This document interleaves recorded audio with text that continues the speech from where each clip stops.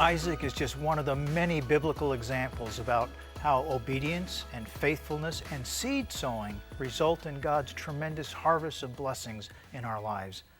One of his stories is found in Genesis chapter 26.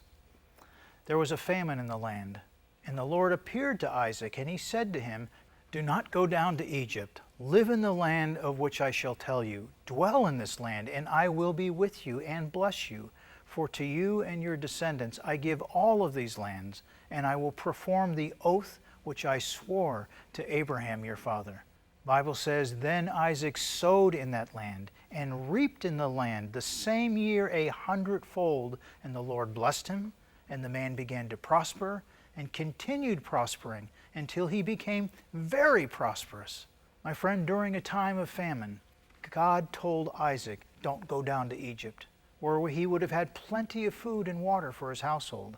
Instead, he was to remain in the land that God had promised to his father Abraham. When we read a passage in the Bible that refers to Egypt, it usually, topically, is referring not only to a physical geographical location, but it also has a spiritual parallel to the world system, to the world's way of doing things. God was saying to Isaac, don't look to the world or to natural things to provide for you during this time of famine. Look instead to me. Imagine what it meant for Isaac to stay where he was. There was a famine in the land. There was terrible thirst. There was starvation, lack, dire need. The land was a barren wasteland. But it was in the midst of that desperate situation that God told Isaac to remain in the promised land. With a future that looked bleak, Isaac could have been tempted to doubt. He could have been tempted to say, God, where is your love? Where is your provision? What am I doing here? Why stay here? But Isaac's faith in God, in God's faithfulness and love, even in the midst of what looked like a desperately hopeless situation, it rose up within him. And it gave him the courage to obey God and to wait with expectant hopefulness for God's blessings, even in the middle of that famine. He knew his source was God and God alone. So what did Isaac do? He sowed seeds in the middle of a famine. Yes, in the middle of a famine, in the middle of a time when seeds are precious. Your seeds during a famine to a farmer are the only hope for a future harvest. No one plants seeds when there's no water, because seeds can't grow without it. But Isaac obeyed God. He sowed seeds in the middle of that terrible drought. And what were the results?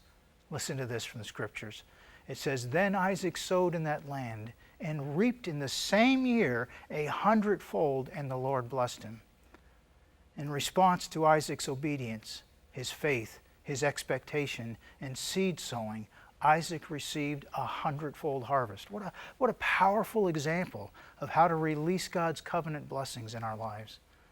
I don't know what kind of famine you may be experiencing in your life today, but I do know you have a choice. You can look to yourself, the world, your job, your family, your friends, your church. You can look to your government to be the source of your supply, or you can exercise your faith, your obedience, your love for God. You can sow an uncommon seed and then wait with expectation for God to step into the circumstances of your life with his uncommon harvest of blessings.